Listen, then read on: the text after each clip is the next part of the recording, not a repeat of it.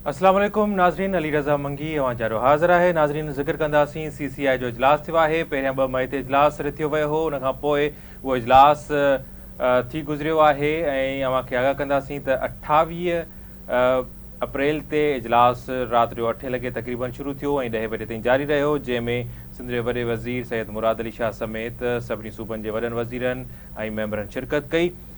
पधराई जारी कई वई आहे। पधराई में ॼाणायो वियो आहे त सिंधु दरिया ते को बि नओं केनाल न ठहंदो ऐं इरसा तरफ़ां जारी कयल पाणी विर्छ जे हवाले सां, पाणी मौजूदगी जे हवाले सां जेको सर्टिफिकेट हुयो उहो बि वापसि वरितो वियो आहे ऐं फेबरवरी 2024 में जेको एक्निक मंज़ूरी ॾिनी उनखे बि रद्द कयो वियो आहे। हाणे उन सां गॾोगॾु सिंध जे वॾे वज़ीर सैयद मुराद अली शाह प्रेस कॉन्फ्रेंस कई, न्यूज़ कॉन्फ्रेंस कई या मीडिया सां ॻाल्हि ॿोल कई इस्लामाबाद में। उनजो चवणो हो त हाणे धरना ख़तमु कया वञनि ऐं केनाल को बि न पियो ठहे। उन खां पहिरियां जीअं त असां ॾिठो आहे त सिंध जे वॾे वज़ीर जो जेको बयानु आहे उहो वक़्तनि फ़िवक़्तनि चेंज थींदो रहियो आहे। पहिरियां चए पियो को बि केनाल न पियो ठहे, वरी चयईं केनाल समूरा नामंज़ूर, वरी चयईं त हिकु सिर बि न लॻी आहे। हाणे जेके वीडियोज़ ऐं जेके शयूं, जेके रिपोर्ट्स चोलिस्तान जे हवाले सां हलनि पियूं, उहा त हिकु हक़ीक़त आहे, उहे सिंध जे वॾे वज़ीर खे ज़रूरु ॾिसणु घुरिजनि। हाणे चोबारा ऐं चोलिस्तान केनाल रद्द कया विया आहिनि, पर जॾहिं त सिर्फ़ु इहो फ़ैसिलो कयो वियो आहे त ईंदड़ कुझु वक़्त में वरी बि कॾहिं बि इन मामले ते ॻाल्हाए सघिजे थो ऐं कमेटियूं जोड़ी वयूं आहिनि, टेक्निकली इन्हनि शयुनि जो जाइज़ो वरितो वेंदो। इन मां इहो थो लॻे त मुकमल तौर ते जेको ख़ात्मे वारो जेको फ़ैसिलो आहे उहो नज़र न पियो अचे ऐं फ़िलहाल ॼण त मामले खे टारियो वियो आहे।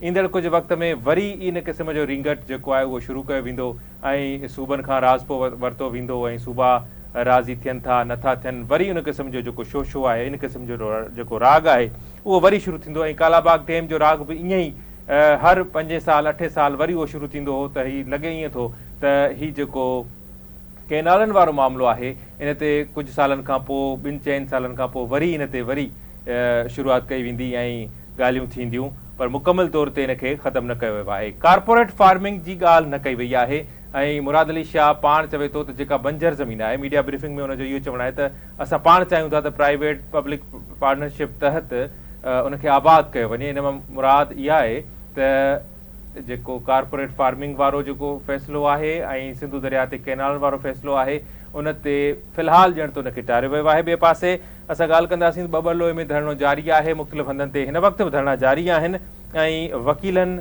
धरणो ख़तमु करण खां इनकार करे छॾियो आहे। वकील बिरादरी चवे थी ऐं सिंध बार एसोसिएशन जो सदर सरफराज़ मेथलो चवे थो त असां जा मुतालबो 6 केनालनि सां गॾोगॾु कारपोरेट फार्मिंग बि आहे। ॿई मुतालबा न मञण ताईं धरणो जारी रहंदो ऐं सिंधी माण्हू जॾहिं अज़म ते ईंदो आहे त कराची खां रस्ता बंदि करे सघजनि था। सरफराज़ मेथले जो चवणु आहे त हू फ़िलहाल धरणो ख़तमु न कंदा ऐं छाकाणि त हिन वक़्त ताईं का बि अहिड़ी शइ वाज़े कोन थी आहे। ॿिए पासे हिते इहा शइ ज़रूरु ॾिठी वई आहे त जेके धरणा लॻल आहिनि उन्हनि खे छो इन में ईगो जो मसइलो छो ठाहे पियो वञे त वफ़ाक़ी हुकूमत बशीर मेमण खे छॾे करे बाक़ी वफ़ाक़ी वज़ीर या सिंध हुकूमत जा नुमाइंदा उन धरणे वारे हंध ते छो न पिया पहुचनि, उन सां ॻाल्हियूं करण जे लाइ छो तयारु न आहिनि ऐं सिर्फ़ु मीडिया ते बीही कंहिं इस्लामाबाद जे कंहिं रस्ते ते बीही हू ॻाल्हि करे छॾनि पिया त धरणा ख़तमु थियणु घुरिजनि। सो इहा शइ ईअं त पॉसिबल कोन्हे का।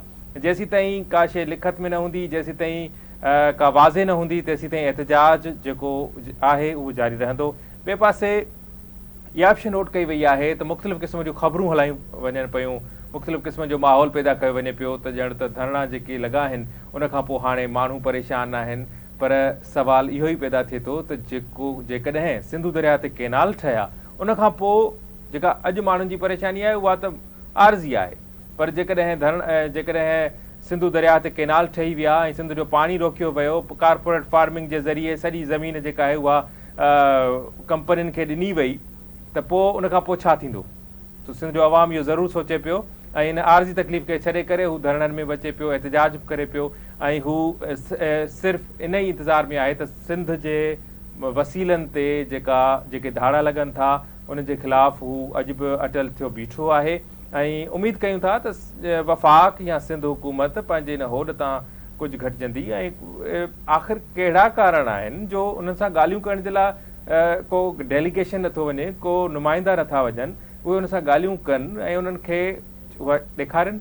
का लिखत आहे त उहा ॾेखारी वञे छा सिर्फ़ प्रेस रिलीज़ ते ई धरणो ख़तमु करे सघिजे थो, इहो बि हिकु सुवालु आहे। ऐं जेके माण्हू आहिनि या ख़ासि तौर ते पाकिस्तान पीपल्स पार्टी आहे, उहा ॻाल्हियुनि ते यकीन रखंदी आहे, उन्हनि जी दावा हूंदी आहे। पर हिन भेरे ॼण त नज़र ईअं पियो अचे त हू इन एहतजाज खां किनारो कनि पिया, एहतजाज खे कंहिं ॿिए तरफ़ वठी वञण जी कोशिशि कनि पिया।